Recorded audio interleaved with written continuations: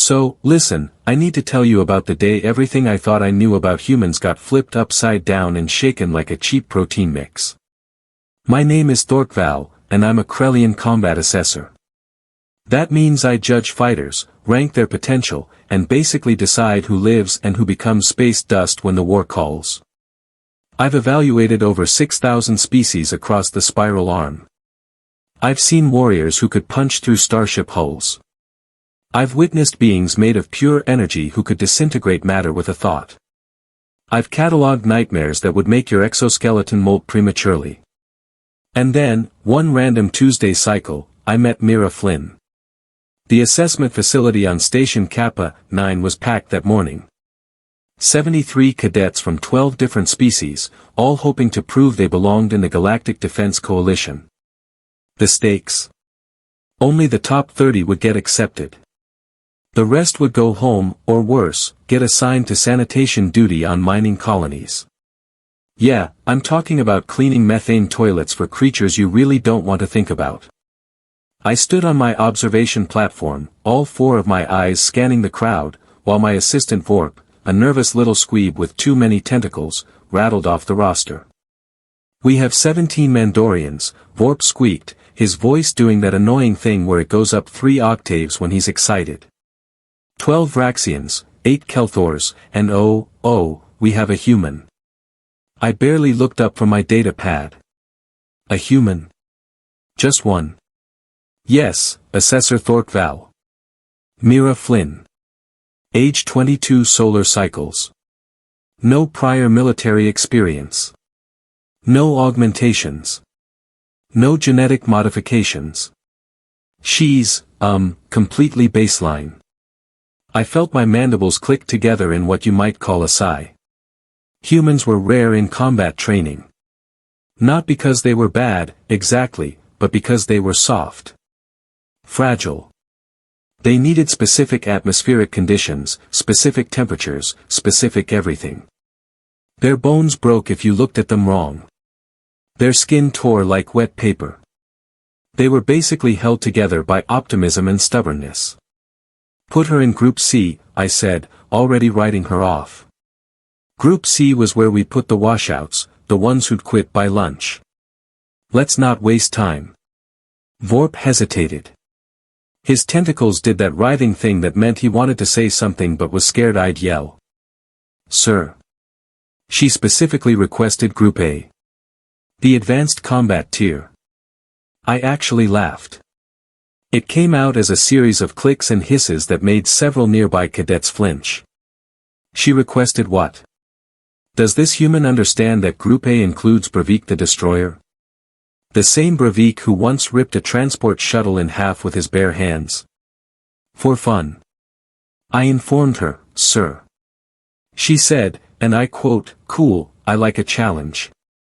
Oh, this was going to be entertaining. In the way that watching a small creature wander into a plasma field is entertaining. Tragic, yes, but you can't look away.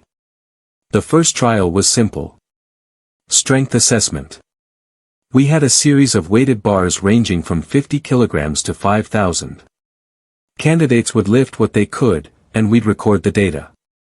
Easy. Straightforward. Brutally honest. Bravik went first, obviously. He was a Mandorian, which meant he stood roughly 3 meters tall, had muscles on his muscles, and had skin like reinforced titanium plating. He grabbed the 2,000-kilogram bar and hoisted it overhead with a roar that shook the station's structural supports. The crowd went wild. Even I was impressed, and I don't impress easily. Then came the others. The Vraxians with their hydraulic limbs managed 800 kilograms. The Kelthors, using their multiple arms, coordinated lifts of 1,000. It was all very standard, very predictable. And then Mira Flynn stepped up. She was small. I mean, comically small compared to everyone else. Maybe 1.7 meters tall, slim build, with dark hair pulled back in what humans call a ponytail. She wore the standard issue training suit, which hung loose on her frame like she'd borrowed it from someone bigger. Her eyes, though. They had this weird intensity, like she was calculating something the rest of us couldn't see. Vorp whispered the betting odds to me. The cadets are wagering she won't lift the base bar. 50 kilos. Some are saying she'll injure herself trying. Mira walked up to the 50-kilogram bar. The crowd got quiet, that awful anticipatory silence before something embarrassing happens. She bent down, gripped it, and lifted. Clean. Smooth. No shaking, no struggling. She set it down and moved to the 100-kilogram bar. Lifted it. No problem. 200. Still good. I leaned forward, suddenly paying attention. 300 kilograms. She grunted, her face going red, veins standing out on her neck, but she got it overhead and held it there for the required 3 seconds. Interesting, I muttered. Sir. Vorp's voice was doing that squeaky thing again. She's using technique. Look at her form, her breathing, the way she's distributing the weight. She's not just using raw strength. She's using physics, leverage, and something else. Something I can't quite identify. Mira tried the 400-kilogram bar and failed. Her arms shook, her legs buckled, and she had to drop it. The crowd relaxed. There it was. The human limit. Respectable for her size, certainly, but nothing special. I started to make a note in her file. Adequate strength for baseline human. Limited potential for frontline combat. Recommend support roles. Then she did something that made my writing stylus stop mid-stroke. She looked at that 400-kilogram bar like it had personally insulted her family. And she smiled. Not a nice smile. A scary smile. The kind of smile that says, I'm going to prove you wrong, and I'm going to enjoy it. The second trial was combat simulation. Full contact sparring with holographic opponents that adapted to your skill level. They'd throw punches, kicks, energy blasts, whatever they needed to push you to your breaking point. Most cadets lasted 5 minutes. The really good ones made it to 10. Breivik, predictably, dominated his simulation for 12 minutes straight, eventually getting tagged out by a holographic war titan that required 3 simultaneous headshots to defeat. When Mira's turn came, I expected something cautious. Maybe some defensive martial art, lots of dodging, minimal contact. Humans were supposed to be strategic, right? Thoughtful. The simulation started. 3 holographic Vraxian soldiers materialized, each one armed with plasma staffs. They charged. Mira didn't dodge. She ran straight at them. No weapon in her hands, just clenched fists and that terrifying smile. The first Vraxian swung its staff. She ducked under it, came up inside its guard, and delivered an elbow strike to where its respiratory system would be. The hologram flickered and staggered. Before it could recover, she grabbed the staff, yanked it free, and used it to vault over the second Vraxian while simultaneously kicking the third in what I can only describe as its holographic face. What is she doing? Vorp whispered, his tentacles coiled tight with stress. I have no idea, I admitted. But I can't stop watching. The simulation escalated. 5 opponents. Then 7. Then 10. Mira kept fighting, her movements getting faster, more precise, more aggressive. She wasn't trying to survive. She was trying to win. At the 15-minute mark, the simulation threw her a curveball.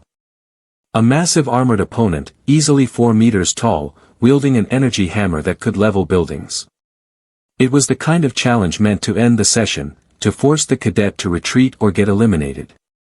Mira looked at that thing, covered in sweat, breathing hard, probably running on fumes. And you know what she did? She charged it. Screaming. Actually screaming this wordless battle cry that made several cadets in the audience take a step back. The giant swung its hammer. She rolled under it, came up behind, jumped onto its back, and started punching the weak points in its armor with her bare hands. The simulation tried to shake her off. She held on, kept punching, kept screaming. The armor cracked. Then shattered. The giant toppled forward and dissolved into pixels. The simulation ended. 22 minutes. A new station record. Mira stood there in the center of the arena, hands on her knees, gasping for air. Blood dripped from her knuckles where the skin had split. Her training suit was torn in 3 places. She looked half dead. And she was grinning. The entire assessment hall was silent. Not the bad kind of silence, the shocked kind. The kind that says everybody just witnessed something they didn't think was possible. I pulled up her genetic profile again, triple-checking the data. No modifications. No enhancements. Just a regular human with regular human biology and apparently zero regard for self-preservation. Vorp cleared his throat. Sir. Should I, revise her ranking? Before I could answer, Bravik the Destroyer himself walked down from the observation area. He stood in front of Mira, all 3 meters of muscle and violence, and just stared at her. The room held its breath. Then Bravik did something I'd never seen him do in 5 years of assessments. He bowed. Just slightly, just enough to show respect between warriors. You fight with honor, he rumbled in his deep, gravelly voice. I look forward to our next trial together. Mira looked up at him, still trying to catch her breath, and managed to wheeze out, same, big guy. Same. I sat back in my observation seat, all my assumptions about humans crumbling like a poorly built space station. I'd ranked her the weakest in the class before she'd even started. Put her in my mental, will not survive, category based purely on her species profile. And she just outperformed 70% of the candidates without any of their genetic advantages, without their natural weapons or armor or enhanced physiology. Just raw determination, tactical thinking, and what I was beginning to suspect was a completely unhinged willingness to throw herself at impossible odds. Vorp sidled up to me, nervously fidgeting. Sir. The final trial is tomorrow. The weapon proficiency test. Do you think she'll surprise us again? I watched Mira limp off the arena floor, still smiling despite looking like she'd been hit by a cargo transport. Vorp, I think we need to prepare for the possibility that everything we thought we knew about human combat potential is dangerously, spectacularly wrong. But sir, she's still baseline. No augments, no modifications. Surely there's a ceiling to what she can achieve. I didn't answer right away. Instead, I pulled up the records of every human who'd ever served in the Galactic Defense Coalition. There weren't many, maybe 200 across 50 years. But their performance records were interesting. Really interesting. High casualty rates, yes. But also high mission success rates. Humans didn't survive battles they should have lost. They won battles they should have died in. Over and over, the pattern repeated. Impossible odds, human soldiers, and somehow, victory. Vorp, I said slowly, I think humans don't have a ceiling. I think they have a trigger. And we just watched Mira Flynn pull hers. Tomorrow would be the weapon trials. Each cadet would be given access to the armory and allowed to choose any weapon that suited their combat style. Blades, guns, energy weapons, projectile launchers, anything and everything.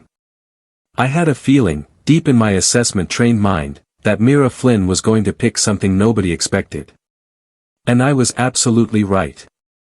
But that's where things got really weird. The armory on Station Kappa 9 is not a small room. Picture a warehouse, now multiply that by 5, add weapons from 300 cultures spanning 2 galaxies, and you're getting close. Plasma rifles hung next to molecular disruption swords. Graviton launchers sat beside neural whips. Some weapons hummed with barely contained energy. Others looked like they'd been pulled from ancient battlefields and mounted on display racks. Every cadet got 30 minutes to browse, test grip, and select their weapon of choice. This choice mattered more than anything else in the assessment. Your weapon became an extension of yourself. It revealed your strategy, your mindset, your soul. Bravik chose a massive war axe forged from compressed neutron star material. Of course he did. The thing weighed 600 kilograms and could split tank armor. Very Bravik. Very predictable. The Vraxians went for precision energy rifles with targeting matrices built into their optic nerves. Smart. Safe. Boring. The Kelthors, with their multiple arms, grabbed sword and shield combinations, allowing them to fight defensively while maintaining offensive pressure. Textbook choices. I was literally writing, competent but unimaginative, in half these files.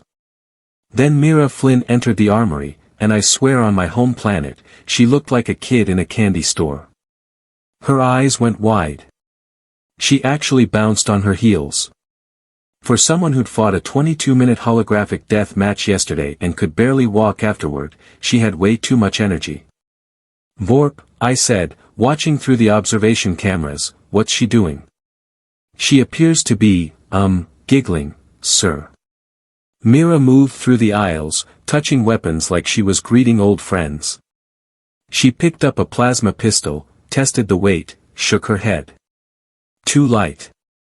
She examined a force pike, gave it a few practice spins, and put it back. Too technical.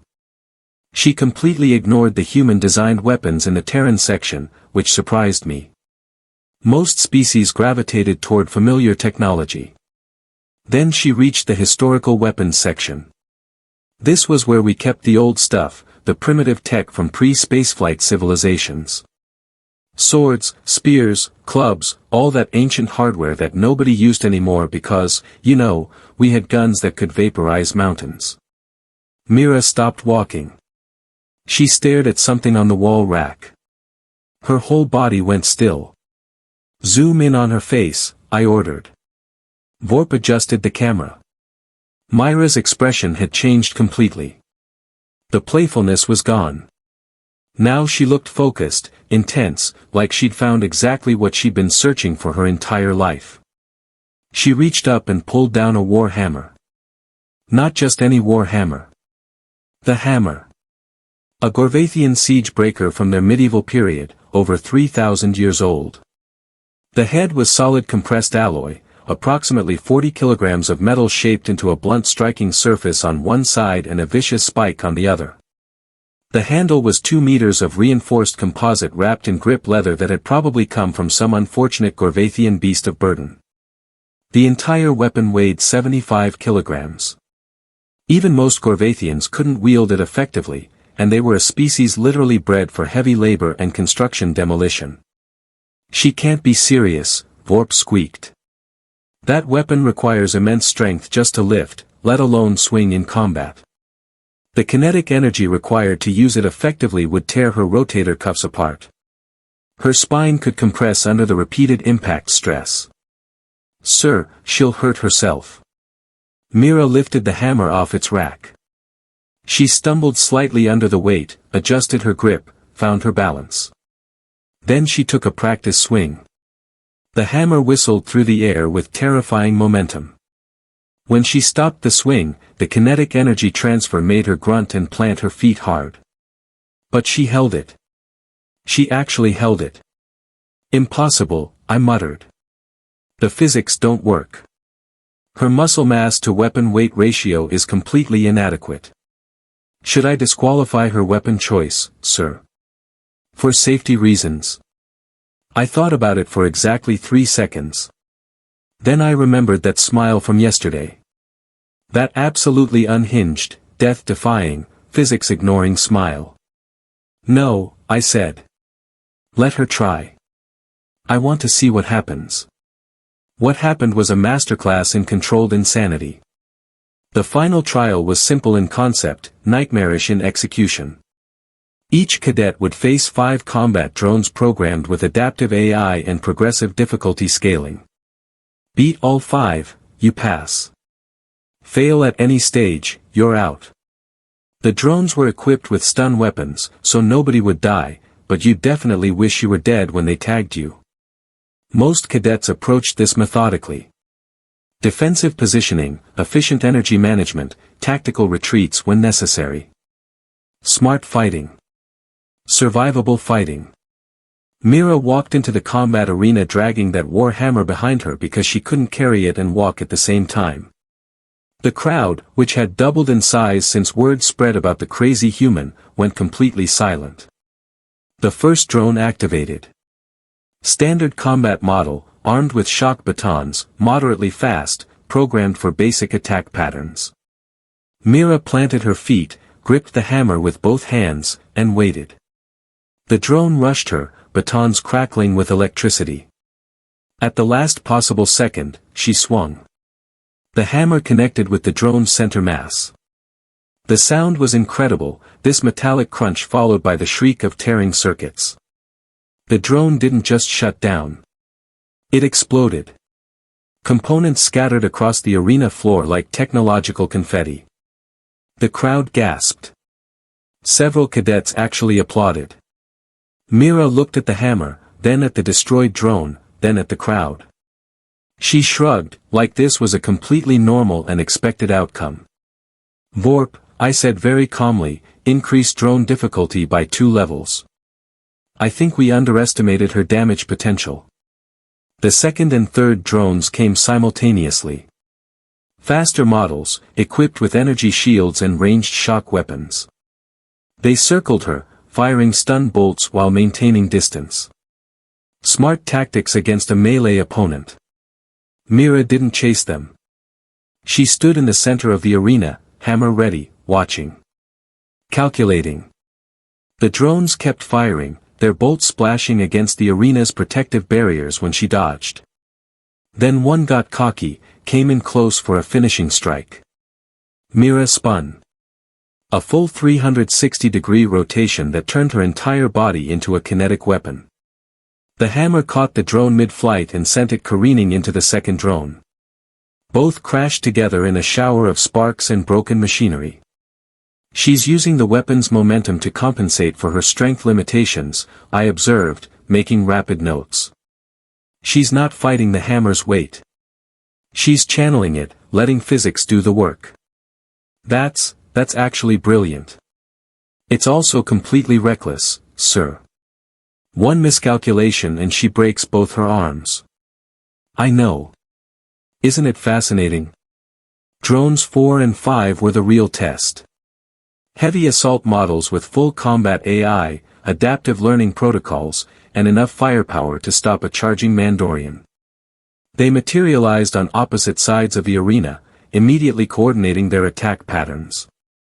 Mira was breathing hard now, sweat pouring down her face. Her hands had to be screaming from the vibration impact.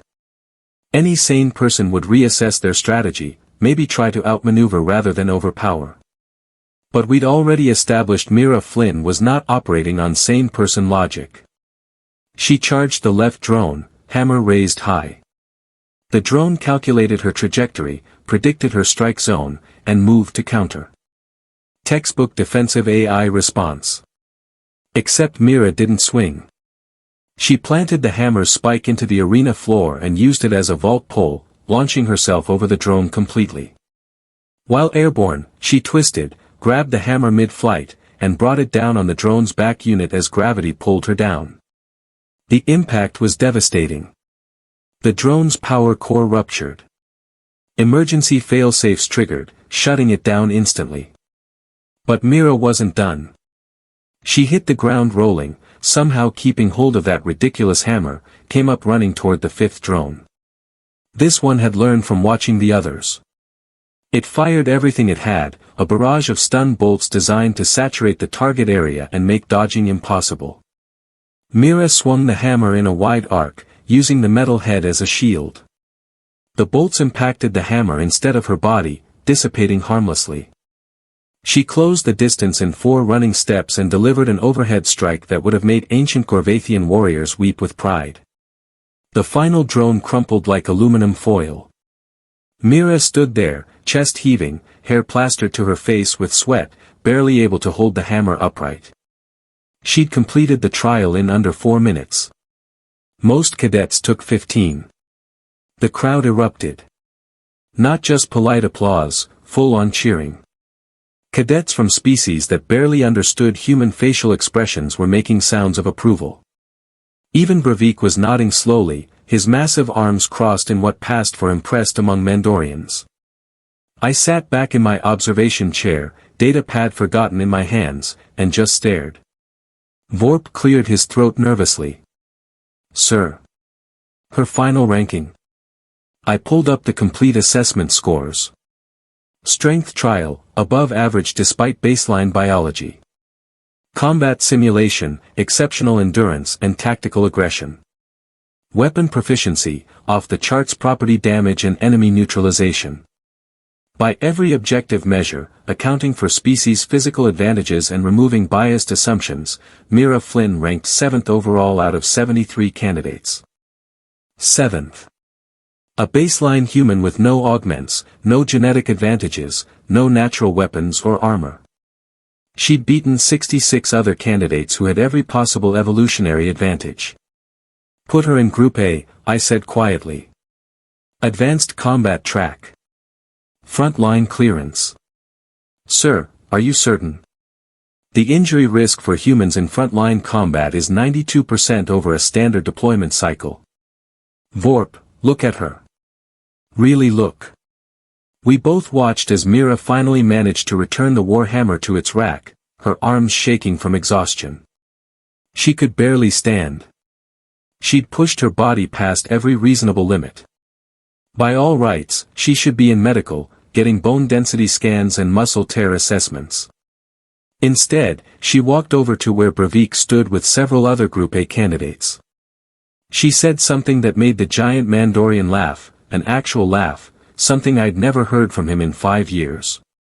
She's not going to get injured, I continued. Because she's not going to let herself. That's what I've been trying to understand about humans. They don't have our physical advantages, our armor, our natural weapons. So they developed something else. Something we can't quantify or measure. They developed spite. Spite, sir. Pure, concentrated, reality-defying spite. The universe tells them they're too weak, too fragile, too soft to survive. And they look at the universe and say watch me. Then they pick up a 75-kilogram warhammer and fight like they have something to prove. Vorp was quiet for a moment, processing this. That seems inefficient, sir. Logically speaking. It is inefficient. It's also terrifying. And effective. And exactly what we need in the coalition. The final rankings were posted an hour later. Mira's name appeared in 7th place, highlighted in gold for exemplary performance. Her status tag read, Advanced Combat, Breacher Class, approved for frontline deployment. She stood in front of the board, staring at her name like she couldn't quite believe it. Several other cadets came by to congratulate her, including 3 Vraxians who'd bet heavily against her on day 1 and now owed a lot of credits to some very smug Kelthors. I walked down from the observation deck to meet her in person. She saw me approaching and straightened up, trying to look professional despite the fact that she was covered in bruises and could barely lift her arms. Assessor Thorkval, she said, attempting a formal greeting gesture and wincing when her shoulder protested. Cadet Flynn, I replied, using all 4 eyes to do a complete evaluation scan. You've surprised me. I don't get surprised often. I find it extremely annoying. She grinned, that same scary grin from before. Sorry, sir. Should I try to be more predictable next time? Absolutely not. The coalition needs unpredictable. We have enough soldiers who follow doctrine and fight by established protocols. We need people who see a 75-kilogram warhammer and think yes, this is definitely a reasonable weapon choice for someone my size. To be fair, sir, it worked. It worked because you made it work through sheer force of will and a concerning disregard for your own skeletal integrity. That's not strategy. That's barely controlled chaos. Yeah, she said happily. Humans are pretty good at that. I clicked my mandibles together in what might have been amusement. So I'm learning. Report to advanced training Monday morning, 0600. Try not to break anything important before then. No promises, sir. As I walked away, I heard Bravik call out to her. Flynn. Tomorrow we spar. I want to see if you can use that hammer against a real opponent. Her response made several nearby cadets laugh nervously. Bring it on, big guy. I'll try not to dent your armor too badly. Vorp sidled up beside me as we headed back to the admin offices. Sir. Do you really think she'll survive frontline deployment? The mortality rates for Breacher-class soldiers are quite high. I thought about that question carefully. I thought about Mira charging impossible odds, fighting past exhaustion, turning her weakness into weapons. I thought about every human who'd ever served in the coalition, defying statistics and expectations with annoying consistency. Vorp, I said finally, I think the real question isn't whether she'll survive. It's whether the enemy will survive meeting her. And honestly, I'm starting to feel bad for them. Because here's what I'd learned over 3 days of assessments and shattered assumptions. Humans aren't the strongest species. They're not the fastest, the smartest, or the most naturally equipped for combat. But they have something that makes up for all of that.